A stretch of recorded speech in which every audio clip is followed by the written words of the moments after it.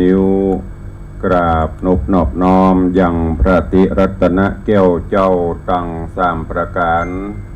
อันมีพระพุทธพระธรรมพระสงฆ์อันเป็นสรณะที่เปิ่งที่เคารพนับถืออันสูงสุดในชีวิต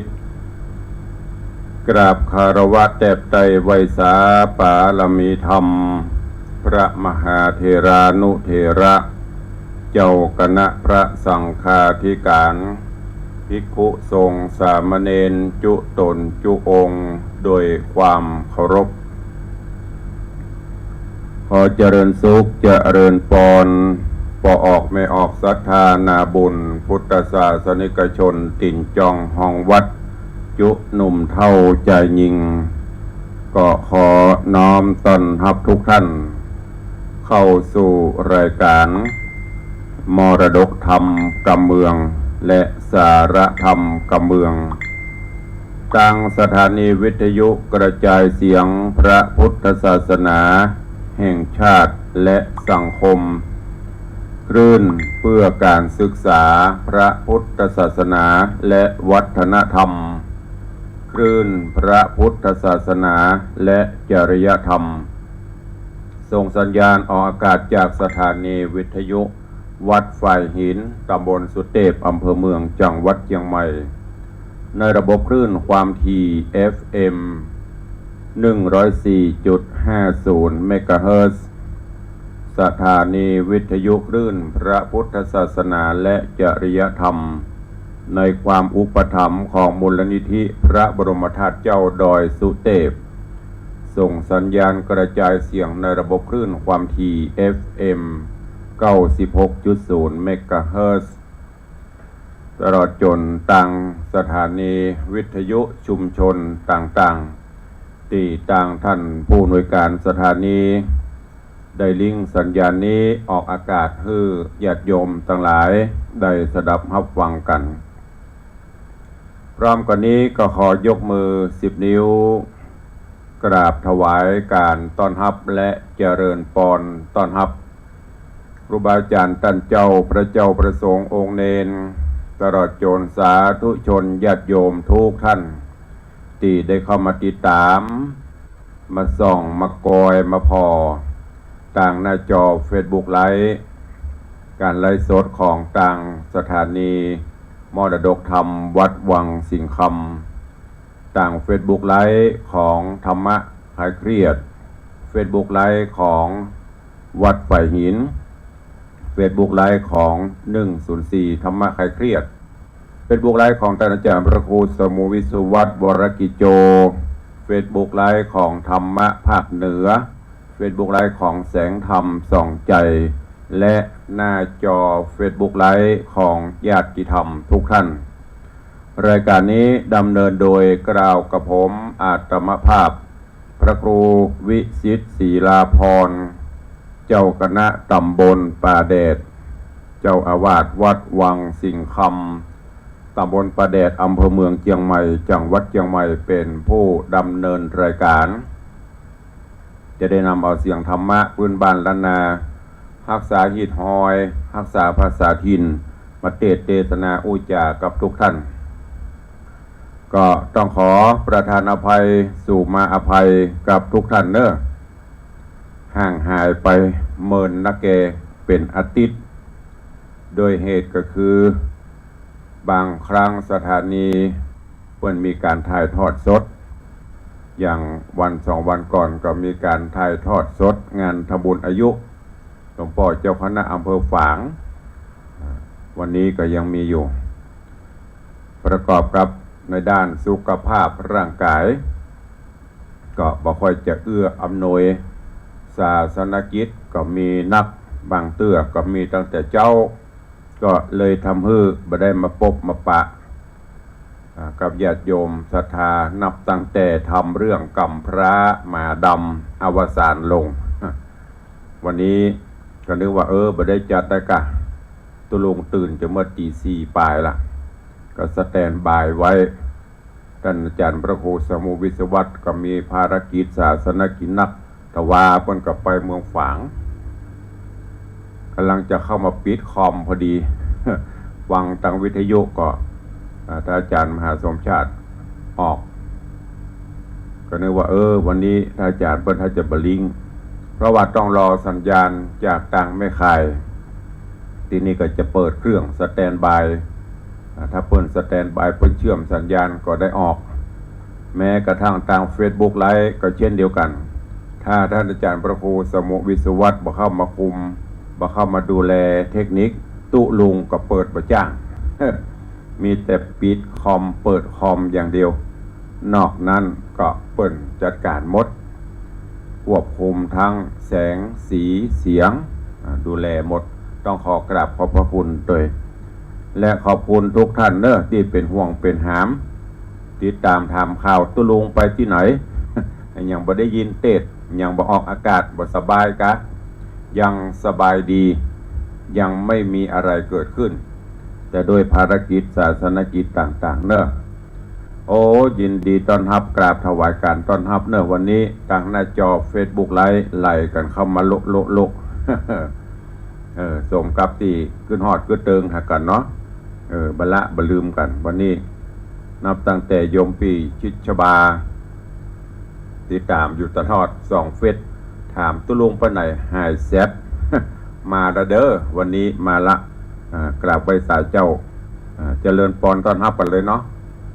คุณแม่คุณโยมทองคำที่วงคำนมัสการไหว้ศาลเจ้าสาธุเจริญพรคุณโยมสลินทิพย์บุญเลิศโยมแม่ครูสลินทิพย์บุญเลิศน้อมกราบไหว้ศาลเจ้าสาธุเจริญพรท่านพิธาจารย์มัคคณายกพิธีกรผู้จารชื่อดังของภาคเหนือพี่นานอิสมเตปินพี่นานอิสมเจ็ดสีบ้ากันพี่นานก็เช่นเดียวกันงานจิตอาสาบริการสังคมบริการพระพุทธพระเจ้าพระสงฆ์ไปปะกันกุฏิกูแห่งล่าสุดปะกันที่วัดแม่แก้วน้อยเนาะพี่นานมาแล้วสาธุพี่นานบุญรักษาเจริญพรโยมพี่นานจรัญปิยจันทร์อาสลมดอยซิวพี่นานก็ ติดตามเป็น FC อย่างเหนียวแน่นมาโดยตลอดอนุโมทนาขอบคุณโดยเจริญพรโยมจันสายแปลงหลวงกับสาธุเจ้าเจริญพรยายเพลินเพื่อนเกษตรกราบไหว้สาธรรมพระครูสาธุเจริญพรอันอย่างสดขึ้นมามันตังอันเนี่ยมันต้องมีหัวมาบังปุ๊บนะเจริญพรกับโยมแม่จันดีวิสุทธินันท์กราบไหว้สาธรรมพระครูสาธุเจ้าเจริญพรแม่ถึงแม่ไม่ได้ปากันทางเฟซก็ปากันทางโทรศัพท์อยู่ดีมีสุขเจริญพรแม่ครูเหรียญทองจันทีกราบไหว้สาเจ้าสาธุเจริญพรน้องอังคณาชัยมงคลน้องเจี๊ยบติดตามรับชมรับฟังเจ้าอยู่จากปุ่นประเทศสวีเดนกราบนมัสการตุลุง นึกว่าตุลุงหายไปไหนดับปิ้งมาหายไปไหน วิตามินบ่มี มาไปเซาะวิตามิน เจริญพรโยมปีอัญชลีคำกิติสาธุเจ้าอันนี้จากทาง Facebook ไลฟ์เนาะก็เดี๋ยวเข้ามาบรรลุก็ค่อยติดตามตักตายกันไปส่วนทางบ้านก็แถมสักบึดเนาะเข้าสู่หัวใจของรายการให้ก่อนเวลาล่วงเลยมาตอนนี้เกินชั่วโมงละมันจะล่วงเลยนะตุลุงเข้าตะเจ้าแต่ว่าสัญญาณปล่อยมาเลยเวลามาเป็น20 กว่านาทีตุลุงพอจะปิดคอมแล้วนะพอจะไปหดน้ำต้นไม้ละก็พอดีเหลียวมันหันบอดแวดอาจารย์พระครูเข้ามาพอดีวันนี้เอาธรรมมาเทศนาปืนเมืองเหนือเรื่องนางปปัตตาราเลี้ยงแม่พวกนี้เรื่องนี้ก็เช่นเดียวกันเคยเทศไปละก็จะว่าครั้งก็หลายครั้งเหมือนกันแต่ว่าญาติโยมก็ให้ฟังมันมีสาระมีประโยชน์นะตุลุงก็จัดไปตามคำขอแห่งประการหนึ่งก็คือทำเรื่องใหม่ๆช่วงนี้เพิ่นยังพิมพ์ยังบัดแต่งกันออกมาเตื้อถ้าจะออกมากับปุ่นใกล้เข้าพรรษา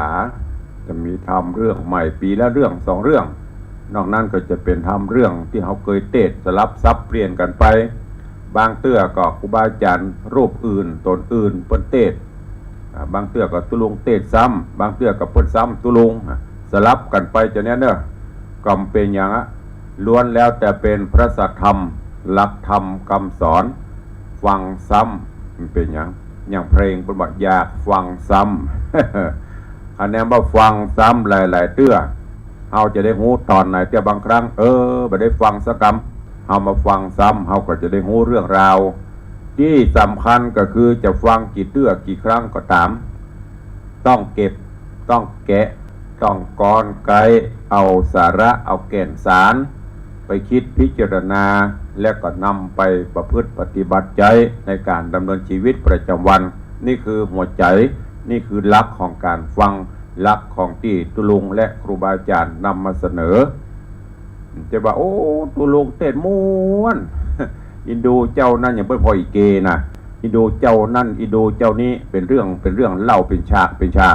แต่เฮาไม่ได้เก็บเอาแก่นสารไปประพฤติปฏิบัตินี่ก็ฝากไว้กับทุกท่านเนอะนางปัปพตาราเลี้ยงแม่ผูกที่1ตอนที่1เรื่องราวจะเป็นจะใด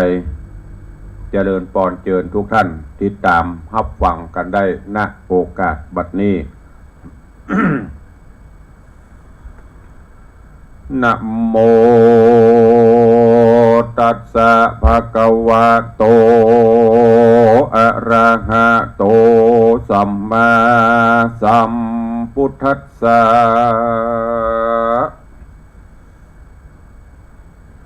ปะตาจะราวิโรจะนะมานาเนจาอิทุกขานะสัมมาโรกาเมฆาวัจจนังสุเขติอิตังสัทธาเจตวะเนอาราเมวิหรันโตสาวัตถิยังภิกขุนังสิวันนังสัทธังสุตวาอโหสิติสาทะโวฟังดูราโสตุจันนะสัพปุริสะตังลายตังยิงใจม้วนหมู่อันอยู่ใหญ่ๆจักไข่บอกเราฮือหูเก้าขี้ยามยังการนานาในโลกย่อมมีสุขทุกโศกสุนกันสุขอนันต์ชื่ออื่นจอยสุขต่ำก้อยมองขีวิบากมีจักลากถลงวิบากนาหากมีมาแต่ไทยกับโลกไตมนุษย์สามการไกลกลาไปหอดเบียงแก้วยอดเนรปานทุกสงสารหลายหลากก็โพ้นจากนิหายตาอ่านตั้งลามวนมากใครโพ้นจากสงสารจุงฮือตานเข้าน้ำวัตถุพรำปัจจัยศีลดวงใส58ได้โกดแขวดหักษาภาวนาข้ามเจ้าฮือหายโศกเศร้ามองผ่านนามาสการขับไว้นั่งอยู่ไกลฟังธรรมจุงได้จำฟังทีเอาเป็นที่สอนใจล่ำดับไปนาบัดนี้แดดเตอเอกัสมิงกิราสัมมะเยยังมีสัมมัญญาการละคาบนึ่งใส่พระติใบยอดจินนามันพงสำรันยังอยู่ในแก้วกุเดอันเศรษฐีผู้ใหญ่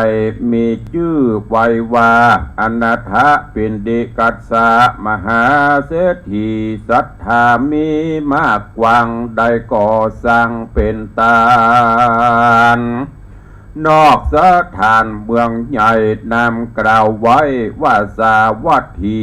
อันว่ากันบัวราบมวลดีพร้อมควายจริงก็จริงใส่ชื่อไว้ว่าเจตวันนาราม ดูรุ่งเรืองงามผ่องแผ้วแล้วถวายพระตนเกี่ยวองค์มุยอดมุนี้ก็มีแลนาเอกติวะสังพระเอกติวะสังพระที่ไว้ถ้าลงยังถ้าลงยันพงสำราญยังจอดในอารามยอดกุดีเจ้าภิกขุเจ้าภิกขุมีมวลหมู่พร้อมนาอยู่โรงธรรมต่างไขกรรมเป็นเหตุให้พระเจ้าเทศนาว่าอาวุโส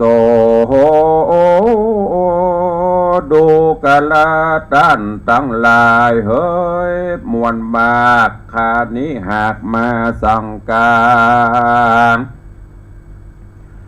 รนางปาตาจารานาไทยมีลูกไว้สองหญิงวังเปิ้งปิงลูกเต่าลูกคนเก้าก็สำบมาใจดำเอิญไข่กำแจ้งป้อยมีบ่อน้อยหลายประการส่วนประนงครานสุดซอยบอกกล่าวถอยกำได้นางเรียวไว้นางเรียวไว้เอาแม่มาเผื่อแผ่เลี้ยงไว้ฮือแม่ใดสวดสดีและนาอาทาโคพระกวาตตาในการละนอนใส่พระที่ไว้สัพปัญโยตนเป็นครูยอดซอยได้ยินถอยกำจากยังสังฆามวลหมู่มากล่าวอุจาก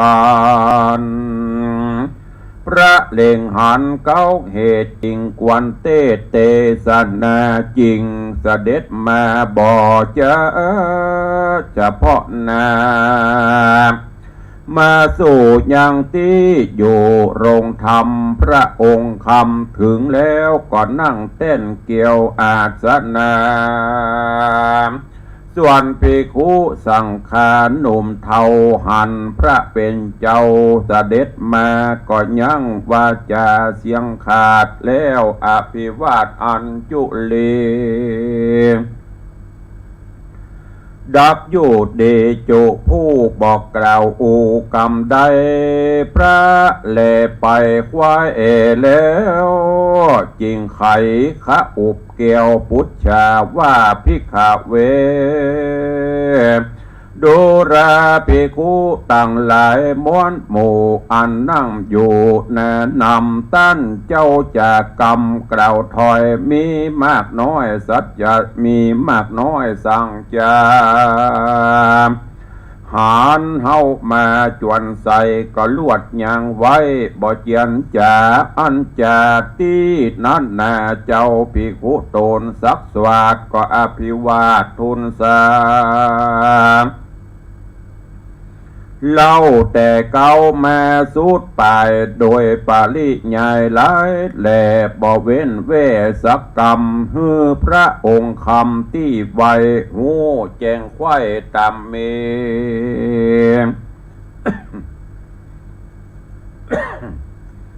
พระมุนีตนองค์อาจวังโอกาสทุนสา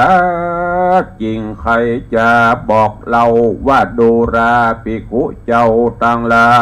ยตนเป็นสายอริยจาตละเสียงขาดตัณหาอันนางปตาจลาดนั้นเล่ามีลูกเต่าบุตรใจ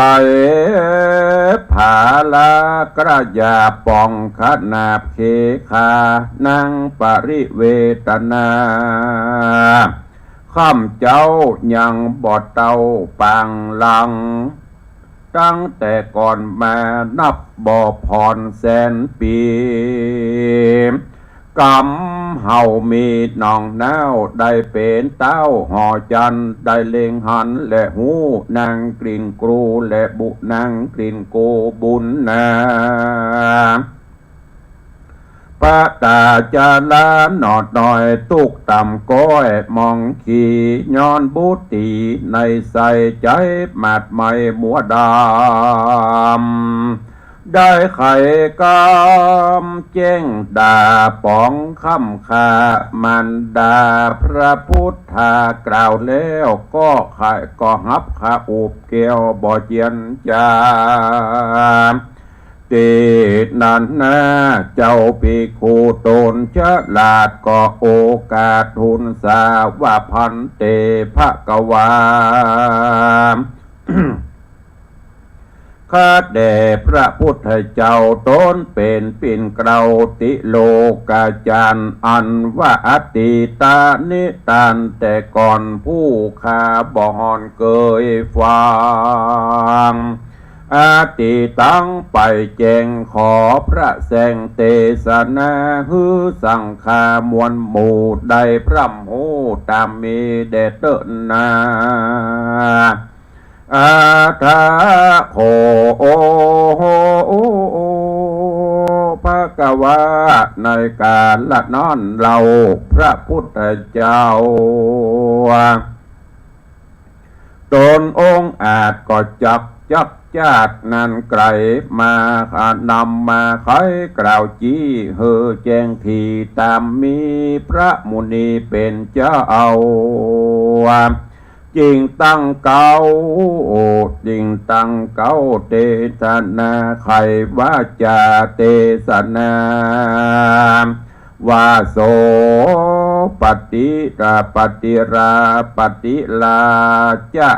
สังฆาไลลัดชังอนาทังเข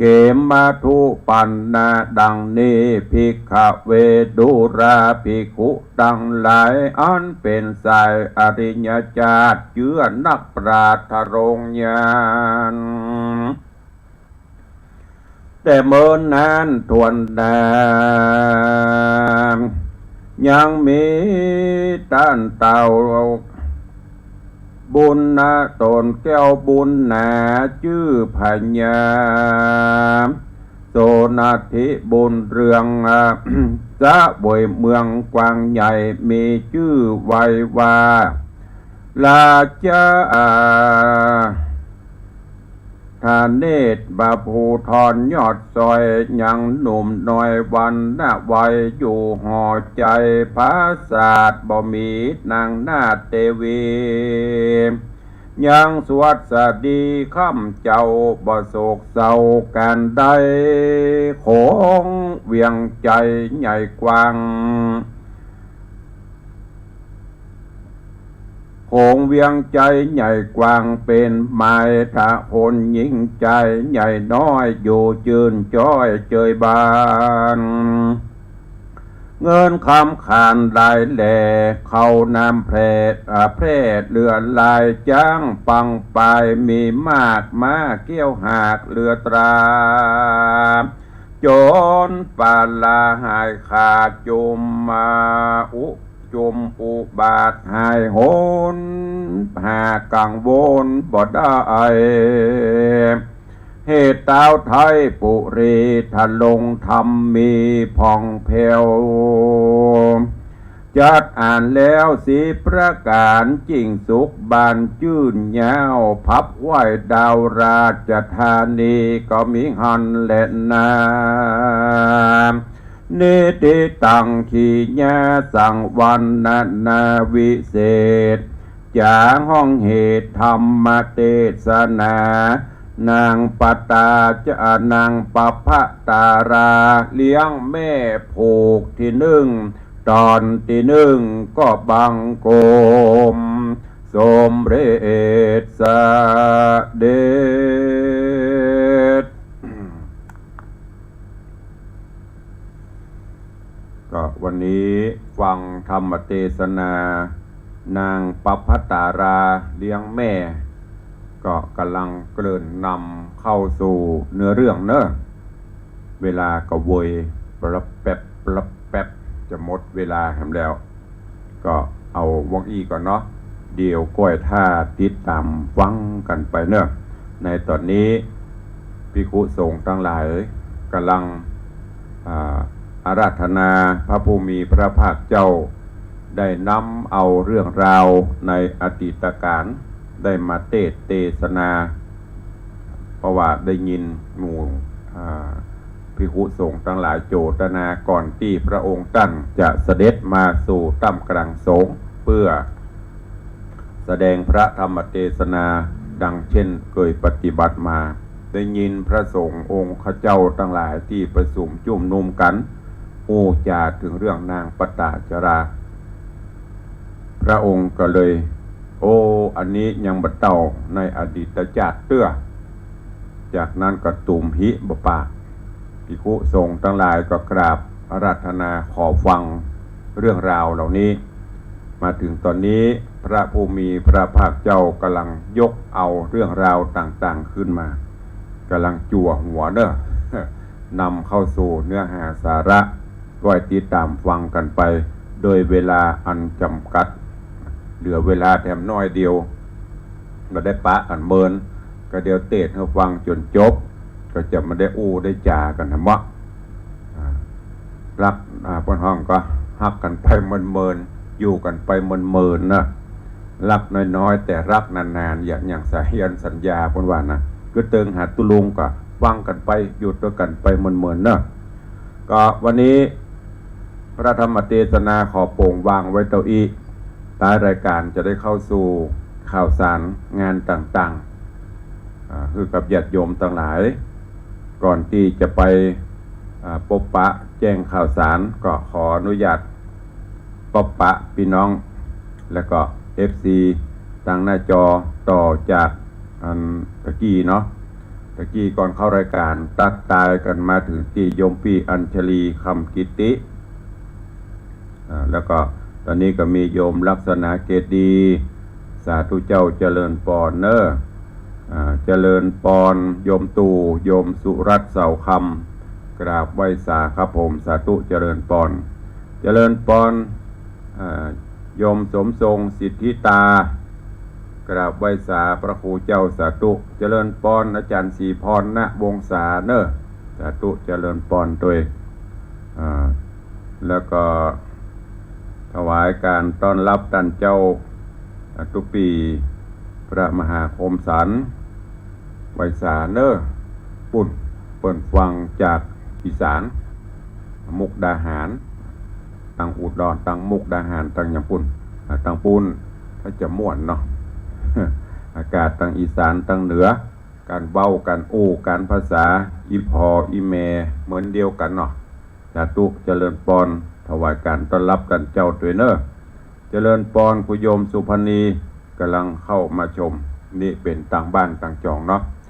ญาติโยมท่านทั้งหลายเนอมีข่าวประชาสัมพันธ์ในวันที่25ที่จะถึงนี้ก็เป็นวันปิติยินดีของปออกไม่ออกศรัทธาในสังฆมณฑลหนเหนือ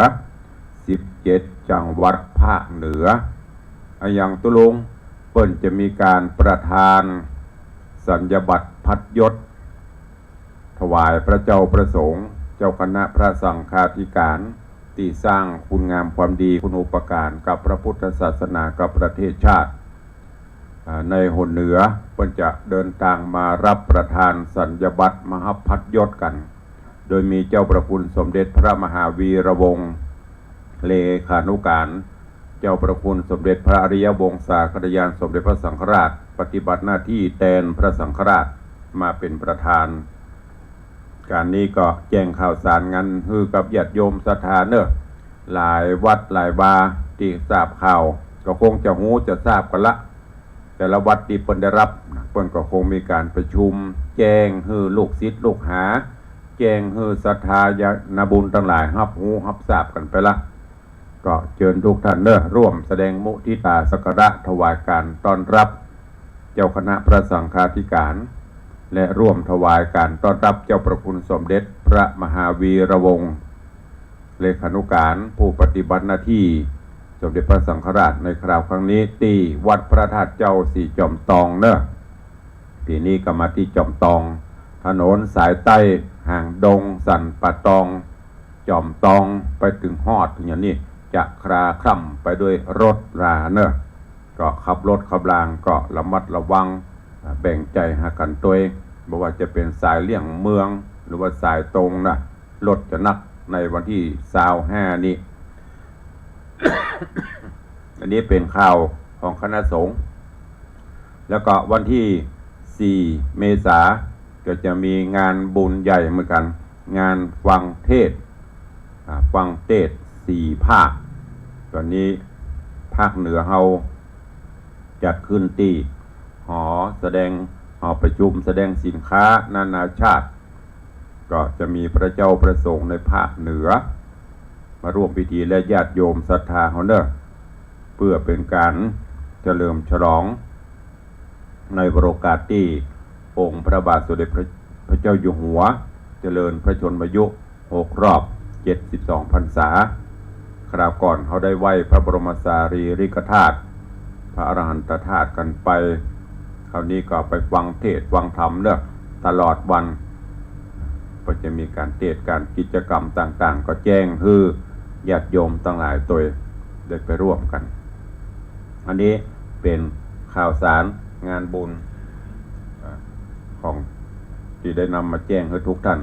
แล้วก็มีงานทำอันหนึ่งก็คือเชิญร่วมงานทำบุญวันกตัญญู126 ปีหลวงปู่ครูบาน้อยชยวังโสหรือหลวงปู่พระครูชัยวงศ์วิวัฒน์เนอะที่วัดบ้านปงตำบลอินทขีฬอำเภอแม่แตงจังหวัดเชียงใหม่ทุกปีเพิ่นจะมีงานวันกตัญญูการนี้ก็เจริญปอนเจิญเนอะโอ้หลวงปู่เพิ่นมีธาตุขันธ์อยู่นี่โอ้ม่วนไข่หัวเล็ดตัวเพิ่นน้อยชื่อเพิ่นก็ครูบาน้อยตุปิเกตหรือว่าท่านพระครูปิยะศรีรทัศน์ศิษย์เอกของหลวงปู่ได้จัดพิธีได้จัดงานบุญมาโดยตลอดเนอะที่วัดบ้านปงตำบลอินทขีฬอำเภอแม่แตงใกล้ๆกับวัดบ้านเด่นใกล้ๆกับวัดหลวงปู่เปลี่ยนนะก็ไปรวดไปไหว้ภาษาได้หลายตีเนอะกำหนดการวันอังคารที่2แล้วก็วันพุธที่3 เมษายนเชิญไปร่วมกันร่วมงานร่วมกินร่วมทานไปกันเนอะนอกจากนี้ตุลุงก็ขออนุโมทนาบุญกับเจ้ามูลราชศรัทธาเจ้าภาพที่ได้ร่วมถวายทานต้นเงินสมทบในการก่อสร้างกุฏิสงฆ์องค์หลวงของวัดเนาะได้ประชาสัมพันธ์เชิญชวนญาติโยมตอนนี้ก็รับบริจาคไปเรื่อยๆเนอะเพราะการก่อสร้างกุฏิสงฆ์จะต้องใช้งบประมาณหลายล้านบาทก็ช่วยกันคนละเล็กคนละน้อยเหมือนปลวกเนาะตัวนั้นกลับมาหน่อยตัวนี้กลับมาหน่อยเมื่อมันก็เป็นจุ่มปลวกใหญ่สำเร็จได้ด้วยแรงศรัทธาญาติโยมเฮาพินดูตุลุงเนาะได้อยู่บ้านใหม่เตื้อตอนนี้กำลังเก็บของลงจากบ้านหลังเดิมมาพักมาจอดที่นี่ศาลาหลังใหม่แล้วก็จะเริ่มรื้อถอนดังที่ได้แจ้งไปเป็นระยะขอบคุณเนอะญาติโยมศรัทธาที่เพิ่มเติมมาตะวาก็มีโยมแม่บุญด่วนทูลคำพร้อมครอบครัวลูกหลานร่วมทำบุญแถม1 ต้นแล้วก็ร่วมบริจาคไม้กำแถม100โยมแม่นิพางามเงินโยมตุลยางามเงิน1 ต้นแม่ทองทรงศิษย์บ้านแจ่มร่วมทำบุญมา200อันนี้เพิ่มเติมเนอะเพิ่มเติมตอนนี้ก็ได้ประมาณ17-18 ต้นก็ขอบคุณฮับไปเรื่อยๆจนกว่าโฮงจะแล้วพุ่นเนอะโฮงแล้วมันได้กับปิดรับมัน ส่วนไม้กำสลีกำโจกจะตาเสริมบารมีปีใหม่ตอนนี้ก็เข้ามาเรื่อยๆเนอะ30-40 เล่มละปีที่แล้วนี่120 กว่าเล่มปีนี้ก็ญาติโยมทั้งหลายใครจะร่วมปูจาก็แจ้งมาเนอะหมดแล้วก็หมดเลยโยมเพื่อทำดูเหมือนจะประมาณ100ป่ายถ้าใดไม่แน่ใจหมดนี่กับหมดแล้วเนอะ โอ้ตุลุงปูจาไม่กำหมื่นก็ไม่ได้แล้วเนอะหมดแล้วกับหมดเลยอันนี้ก็ขอบคุณอนุโมทนาตัวเองกวานี้ก็มีสามเณรพรชัยใจเขียว สามเณรพรชัยใจเขียว ได้ รับเป็นเจ้าภาพเพิ่มเติม1เล่มแล้วก็มีแม่แสงดาวชัยแว่นบ้านประไพเจะจ้างประไพหมู่8สันกระแปงร่วมทบุญเพิ่มเติมแหม1เล่มขอบคุณอนุโมทนาบุญตัวยเหลือเวลาอีกนิดหน่อยลืมละไอ้ตุลุงอันวัตถุมงคลจะได้ก็ที่ตุลุงจะมอบวัตถุมงคลที่จะมอบคือสำหรับท่านที่ร่วมเป็นเจ้าภาพต้นเงินก็คือ วัตถุมงคลชุดเบญจภาคีพปรพปรก็คือพระประมาภิไธยในพระบาทสมเด็จพระเจ้าอยู่หัวรัชกาลที่9เปิ้นได้จัดสร้างขึ้นเป็นพระผงชุดเบญจภาคีเป็นชนิดเนาะนี่ชุดเบญจภาคีกล่องจ้าดงามกล่องงามๆสวยๆนี่เป็นชุดเบญจภาคีที่มอบให้กับญาติโยมต่างในหรอมันเป็นจะได้เบญจภาคีชุดต่างในก็จะเป็นชนิดอันนี้ก็นำแจ้งให้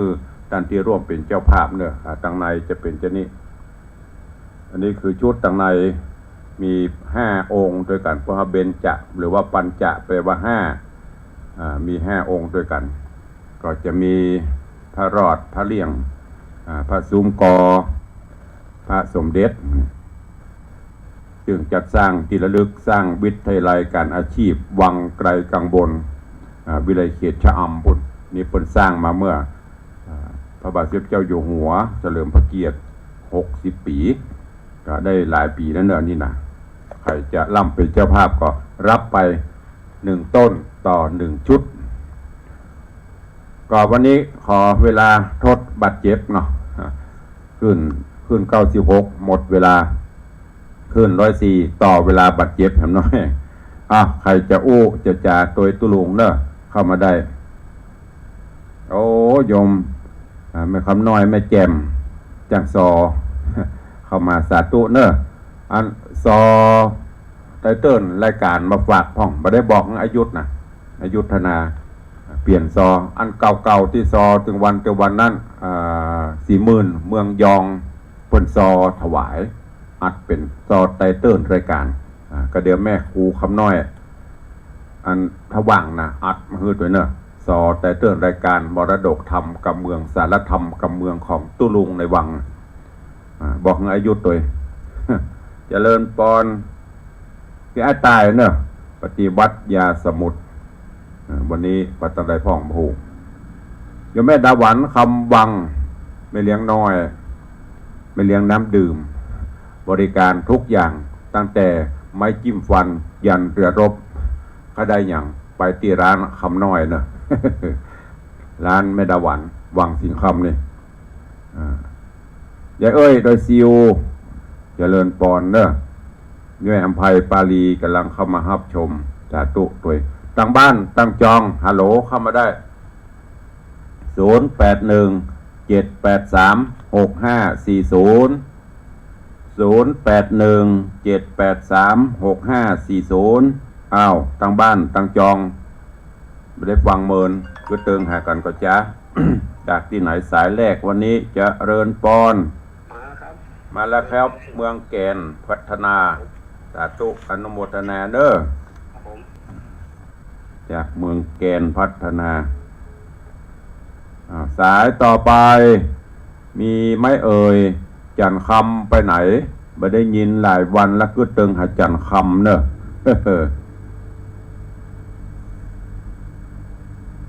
มีก็ตั้งบ้านตั้งจองมีคนเดียวเตี้ยกะหน่อเนื้อเจียไข่ตั้ง96นี่โอ้ไหลโลตั้ง104อันนี้จะเงียบปิ้งมันไปบอกไก่กะ104แวดตะมันเนี่ยโบแวดตะมันกัดขยอมนี่เจริญปอนสายที่2จากที่ไหนมาแล้วจันคำแสงบนไวฉาเจ้านึกว่ารับอยู่อีตื่นจ้าเดี๋ยวตุลุงตื่นตี4ยกขวายเดี๋ยวตุลุงก่อนนะสาธุเนอ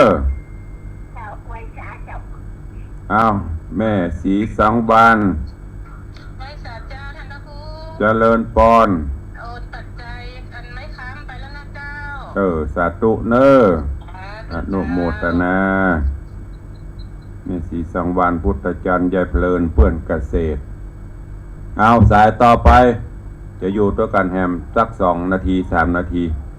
แม่นวลบ่ดอยเจ้าเจริญปอนเจ้ายังฝนโต๊ะก่อตั้งเทพเสด็จฝนโต๊ะก่อตั้งปูนวันก่อนน่ะโต๊ะคืนเดียวเจ้าเย็นสบายเนาะเจ้ากาแฟนี่ได้รับน้ำเต่งเนาะสาธุเนออนุโมทนา